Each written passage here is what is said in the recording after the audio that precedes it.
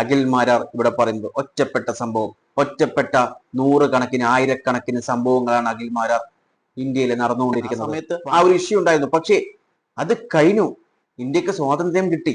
അതുപോലെ ഇന്ത്യ ഒരു ഭരണഘടന അഡോപ്റ്റ് ചെയ്ത് നമ്മുടെ ഭരണഘടന വന്നിട്ടുണ്ട്.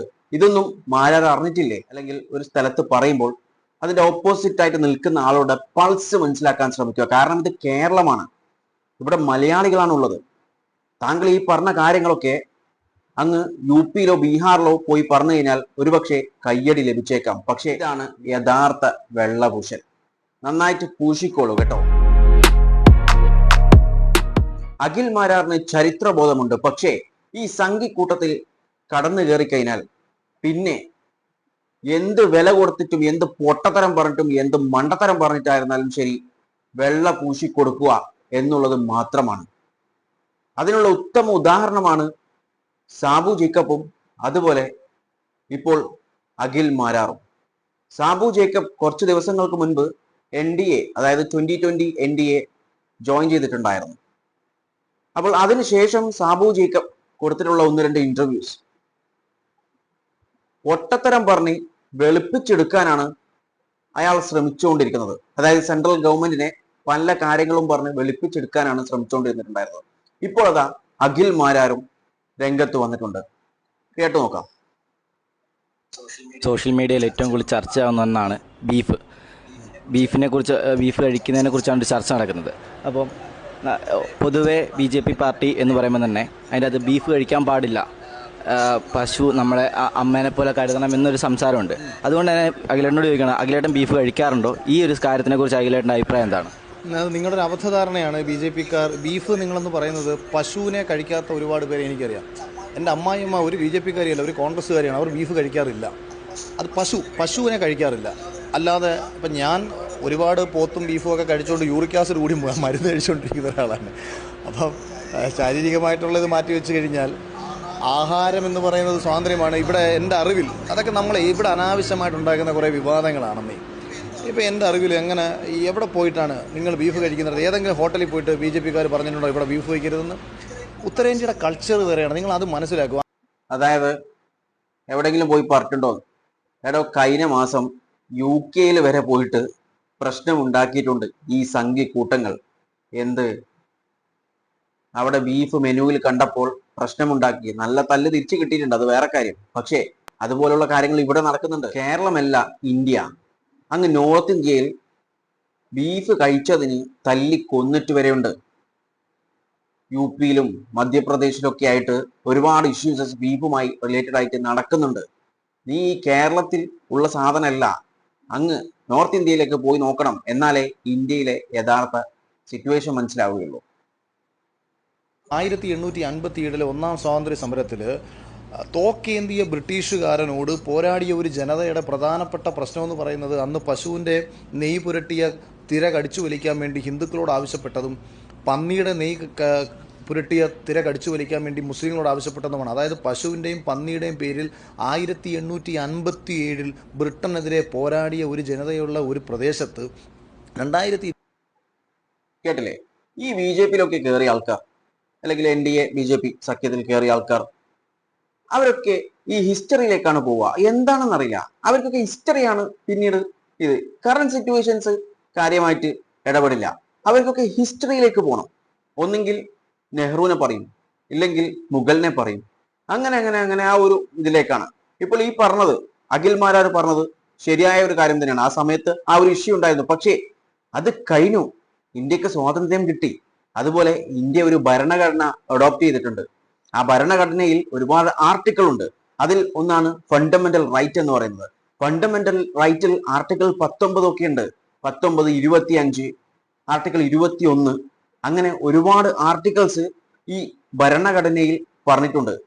അതായത് നമ്മളുടെ സ്വാതന്ത്ര്യത്തെ പറ്റി, ഫ്രീഡത്തെ പറ്റിയിട്ടൊക്കെയുള്ള, അതായത് നമുക്ക് ഇഷ്ടമുള്ള ഭക്ഷണം കഴിക്കാം എന്നുള്ളതും അങ്ങനെയൊക്കെ പല കാര്യങ്ങളും പറഞ്ഞിട്ടുള്ള നമ്മുടെ ഭരണഘടന വന്നിട്ടുണ്ട്. ഇതൊന്നും മാരാർ അറിഞ്ഞിട്ടില്ലേ? 2025 നരേന്ദ്രമോദി ഭരിക്കുന്നത് കൊണ്ടോ അല്ല 2014 മോദി വന്നതൊന്നും കൊണ്ടുണ്ടായ പ്രശ്നങ്ങളല്ല ഇത് രാഷ്ട്രീയത്തിന് വേണ്ടി. ഓക്കെ, മോദി വന്നുകൊണ്ടല്ല പ്രശ്നം അല്ലെ? മോദി വന്നത് കൊണ്ടാണ് പ്രശ്നം. കാരണം 2014 ശേഷം ഹെയ്റ്റ് സ്പീച്ചിന്റെ എണ്ണം കൂടിയിട്ടുണ്ട്. അതായത് നാഷണൽ ക്രൈം റെക്കോർഡ് ബ്യൂറോന്റെ കണക്കുകൾ പ്രകാരം 2014 മുതൽ 2020 വരെ ഏകദേശം, അതായത് അപ്രോക്സിമേറ്റ്ലി 500% മുതൽ 600% വരെ വർധനവ് ഈ ഹെയ്റ്റ് സ്പീച്ചിൽ ഉണ്ടായിട്ടുണ്ട് എന്നാണ് പറഞ്ഞത്. ഈ ഹെയ്റ്റ് സ്പീച്ച് ഒക്കെ നടക്കുമ്പോൾ, അതായത് മുസ്ലിംസിനും അതുപോലെ ക്രിസ്ത്യൻസിനും ഒക്കെ ആയിട്ടുള്ള ഹെയ്റ്റ് സ്പീച്ച് ആണ് നടന്നുകൊണ്ടിരിക്കുന്നത്. ആ ഹെയ്റ്റ് സ്പീച്ച് നിർത്തേണ്ട ഉത്തരവാദിത്തമുള്ളത് സ്റ്റേറ്റ് ഗവൺമെന്റിനാണ്. ഇനി സ്റ്റേറ്റ് ഗവൺമെന്റ് അത് ചെയ്യുന്നില്ലെങ്കിൽ സെൻട്രൽ ഗവൺമെന്റ് അതിന് ഇടപെടണം. അപ്പോൾ ഇതൊക്കെ ഇൻക്രീസ് ആവാനുള്ള കാരണം ആരാണ്, എന്താണ്, മനസ്സിലായല്ലോ. ഇനി ഇത് എന്തുകൊണ്ട് ഇൻക്രീസ് ചെയ്തുകൊണ്ടിരിക്കുന്നു എന്നുള്ളതല്ലേ. അതിനുള്ള കാരണം എന്ന് പറയുന്നത്, ഈ ഹെയ്റ്റ് സ്പീച്ച് പറഞ്ഞുകൊണ്ടിരിക്കുന്നത്, അതായത് ഏകദേശം 75% BJP റൂൾ ചെയ്യുന്ന സ്റ്റേറ്റിൽ നിന്നാണ് ഈ ഒരു ഹെയ്റ്റ് സ്പീച്ച് വന്നിട്ടുള്ളത്, 75%. ഓക്കെ. അതുപോലെ ഈ ഹെയ്റ്റ് സ്പീച്ച് പറയുന്ന കൂട്ടത്തിലുള്ളത് ഒന്നുകിൽ മികച്ച ലീഡേഴ്സ് ആയിരിക്കും, BJPയുടെ ലീഡേഴ്സ് ആയിരിക്കും, അതുപോലെ അല്ലെങ്കിൽ MLA മാരായിരിക്കും, MP മാരായിരിക്കും. ഇങ്ങനെയുള്ള ആളുകളാണ്, അതായത് ഇതിനൊക്കെ നിർത്തിക്കേണ്ട ആളുകളാണ് ഈ കാര്യങ്ങൾ പറഞ്ഞു നടന്നുകൊണ്ടിരിക്കുന്നത്, ഹെയ്റ്റ് സ്പീച്ച് നടത്തിക്കൊണ്ടിരിക്കുന്നത്. അപ്പോൾ പിന്നെ ആരാണ് ഇവരൊക്കെ നിയന്ത്രിക്കുക, ആരാണ് നിർത്തുക? അപ്പോൾ ഇങ്ങനെയുള്ള കാര്യങ്ങളാണ് ഇവിടെ നടന്നുകൊണ്ടിരിക്കുന്നത്. അപ്പം ആ കാര്യം അഖിൽ മാരാർ മനസ്സിലാക്കിയാൽ നല്ലതായിരിക്കും. അത് മാത്രമല്ല, 2023 ശേഷം, അതായത് നാഷണൽ ക്രൈം റെക്കോർഡ് ബ്യൂറോന്റെ ലേറ്റസ്റ്റ് ആയിട്ടുള്ള റിപ്പോർട്ട് എന്ന് പറയുന്നത് 2023 24 കഴിഞ്ഞു, 25 കഴിഞ്ഞു, ഇത് 26 നമ്മളുള്ളത്. അപ്പോഴും 2023 റിപ്പോർട്ട് മാത്രമാണ് പബ്ലിഷ് ചെയ്തിട്ടുള്ളത്. അതിനുശേഷമുള്ള പബ്ലിഷ് ചെയ്തിട്ടില്ല. കഴിഞ്ഞ വർഷം പാർലമെന്റിൽ ഒപ്പോസിഷൻ ലീഡേഴ്സ് ചോദിച്ചപ്പോൾ പറഞ്ഞിട്ടുള്ളത് അതിന്റെ ഡാറ്റാസ് ഇതുവരെ കളക്ട് ചെയ്ത് കഴിഞ്ഞിട്ടില്ല എന്നാണ്. ഡിജിറ്റൽ ഇന്ത്യയാണ്, ഇതുവരെ ഡാറ്റാസ് കളക്ട് ചെയ്ത് കഴിഞ്ഞിട്ടില്ല, അതായത് ക്രൈംസിന്റെ ഡാറ്റാസ് കളക്ട് ചെയ്ത് കഴിഞ്ഞിട്ടില്ല. അതിന്റെ അർത്ഥം എന്താണ്? അത്രയും കൂടുതൽ BJP റൂൾ ചെയ്യുന്ന സ്റ്റേറ്റിലാണ് ക്രൈംസ് നടന്നുകൊണ്ടിരിക്കുന്നത്. അതുകൊണ്ടാണ് ആ ഒരു ഡാറ്റാസ് പുറത്ത് വിടാതെ അവിടെ ഹോൾഡ് ചെയ്ത് വെച്ചിട്ടുള്ളത്. അതിന്റെ റെസ്പോൺസിബിലിറ്റി ഹോം മിനിസ്റ്ററാണ്. ഇനി നമ്മൾ ഒരു കാര്യം ഒരാളോട് പറയുമ്പോൾ, അല്ലെങ്കിൽ ഒരു സ്ഥലത്ത് പറയുമ്പോൾ, അതിന്റെ ഓപ്പോസിറ്റ് ആയിട്ട് നിൽക്കുന്ന ആളുടെ പൾസ് മനസ്സിലാക്കാൻ ശ്രമിക്കുക. കാരണം ഇത് കേരളമാണ്, ഇവിടെ മലയാളികളാണ് ഉള്ളത്. താങ്കൾ ഈ പറഞ്ഞ കാര്യങ്ങളൊക്കെ അങ്ങ് UP-യിലോ ബീഹാറിലോ പോയി പറഞ്ഞു കഴിഞ്ഞാൽ ഒരുപക്ഷെ കയ്യടി ലഭിച്ചേക്കാം, പക്ഷേ ഇവിടെ കിട്ടില്ല. അത് രാഷ്ട്രീയത്തിന് വേണ്ടിയിട്ട്, ജനങ്ങളെ തമ്മിലടിപ്പിക്കാൻ വേണ്ടിയിട്ട്, പ്രത്യേകിച്ച് കേരളത്തിലുള്ള കമ്മ്യൂണിസ്റ്റ് പാർട്ടി പോലുള്ള പാർട്ടിക്കാർ എവിടെങ്കിലും ഈ രാജ്യത്തിൻ്റെ ഏതെങ്കിലും ഒരു കോണിൽ നടക്കുന്ന ഒരു പ്രശ്നത്തെ ഈ 130 കോടി വരുന്ന ജനങ്ങൾക്കിടയിൽ മൊത്തവും സംഭവിച്ചു കൊണ്ടിരിക്കുകയാണെന്ന് പറഞ്ഞ് പ്രചരിപ്പിച്ച് വലുതാക്കി മനുഷ്യനെ ഭിന്നിപ്പിക്കുകയാണ്. അപ്പോൾ ഇത് നമ്മൾ എവിടെയും ഒരു പ്രശ്നമുണ്ടോ ഈ രാജ്യത്ത്, മുസ്ലിംസിന് പ്രശ്നമുണ്ടെങ്കിൽ അത് റിയലായിട്ട് അഡ്രസ്സ് ചെയ്യണം. പക്ഷേ ഇല്ലാത്ത പ്രശ്നം ഉണ്ടെന്ന് വരുത്തി തീർത്ത് ഹിന്ദുവിനെയും മുസ്ലിമിനെയും തമ്മിലടിപ്പിക്കലല്ല മതേതരത്വം. ഇതാണ് യഥാർത്ഥ വെള്ളപൂശൽ. നന്നായിട്ട് പൂശിക്കോളൂ കേട്ടോ. കാരണം എവിടെയെങ്കിലും നടക്കുന്ന ഒന്നോ രണ്ടോ കാര്യം, നമ്മുടെ കേരളത്തിലെ ഗവൺമെന്റ് പറയുന്ന പോലെ, കേരളത്തിൽ എന്തെങ്കിലും സംഭവിച്ചു കഴിഞ്ഞാൽ ഗവൺമെന്റ് പറയും ഒറ്റപ്പെട്ട സംഭവം. അതുപോലെയാണ് അഖിൽ മാരാർ ഇവിടെ പറയുന്നത്, ഒറ്റപ്പെട്ട സംഭവം. ഒറ്റപ്പെട്ട 100 കണക്കിന് 1000 സംഭവങ്ങളാണ് അഖിൽ മാരാർ ഇന്ത്യയിൽ നടന്നുകൊണ്ടിരിക്കുന്നത്. പലയിടത്തും, പ്രത്യേകിച്ചും നോർത്ത് ഇന്ത്യയിലാണ് ഈ സംഭവങ്ങളൊക്കെ നടന്നുകൊണ്ടിരിക്കുന്നത്. ബീഫിന്റെ പേരിൽ കൊലപാതകങ്ങൾ വരെ നടന്നിട്ടുണ്ട്, ബീഫിന്റെ പേരിൽ തല്ലുന്നുണ്ട്. ഇനി ബീഫ് അവിടെ ഇരിക്കട്ടെ, ബാക്കിയുള്ളത് തീർക്കാം.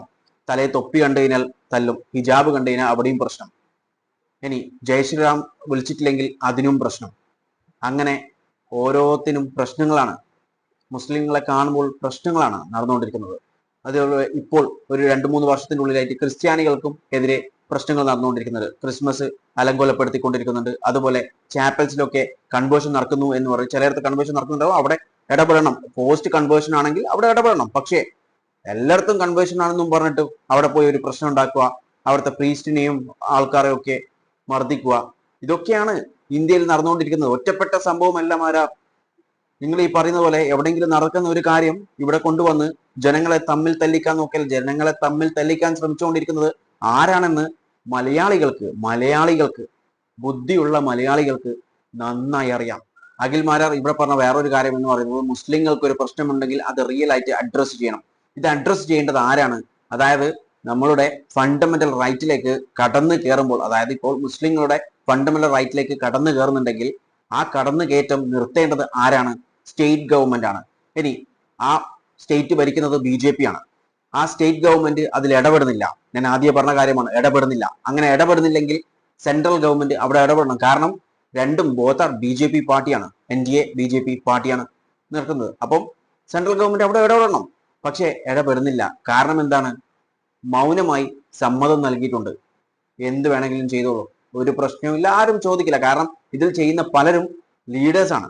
പല പൊളിറ്റിക്കൽ പാർട്ടിന്റെയും അതിന്റെ സബിന്റെ ഒക്കെ ആയിട്ട് ലീഡേഴ്സ് ഒക്കെയാണ്. ഡിസ്ട്രിക്ട് ലെവലിൽ വരുന്ന ലീഡേഴ്സ്, ലോക്കൽ ലെവലിൽ വരുന്ന ലീഡേഴ്സ്, അങ്ങനെയുള്ള ലീഡേഴ്സാണ് ഇതൊക്കെ ചെയ്തുകൊണ്ടിരിക്കുന്നത്. അത് മാത്രമല്ല, ഞാൻ പറഞ്ഞു, ഹെയ്റ്റ് സ്പീച്ച് പറയുന്ന 75% കൂടുതൽ ആളുകൾ BJPയിലെ MLA-മാരും MP-മാരും തന്നെയാണ് ഈ ഹെയ്റ്റ് സ്പീച്ച് പറയുന്നത്. അപ്പോൾ ഇതിനൊക്കെ നിയന്ത്രിച്ച് ഈ പറയുന്ന അഡ്രസ്സ് ചെയ്യേണ്ട ആളുകൾ, അതായത് ഇതിനൊരു സൊല്യൂഷൻ കാണേണ്ട ആളുകൾ തന്നെ ഇതിന് വന്നിട്ട് ഇറങ്ങി ഇതേപോലെ ഹെയ്റ്റ് സ്പീച്ച് ഒക്കെ പറയുമ്പോൾ, എന്തിനേറെ പറയുന്നു, ആസാമിലെ CM പച്ചക്കാണ് ഹെയ്റ്റ് സ്പീച്ച് പറഞ്ഞുള്ളത്. കഴിഞ്ഞ ഡിസംബറിലും ജനുവരിയിലും ആയിട്ട് എന്തെങ്കിലും നടപടി എടുത്തോ, ഒന്ന് ചോദിച്ചോ? ഇല്ല, ഒന്നും നടന്നിട്ടില്ല. അപ്പോൾ അങ്ങനെയാണ് അഖിൽമാരാറെ ഇവിടെ നടക്കുന്നത്. അതുകൊണ്ട് ഞാൻ പറഞ്ഞതുപോലെ UP പോയാൽ നിങ്ങൾക്ക് കയ്യടി കിട്ടും, പക്ഷേ ഇവിടെ കിട്ടില്ല. അത് ഇവിടുത്തെ ജനങ്ങളുടെ പൾസ് മനസ്സിലാക്കി സംസാരിക്കുക.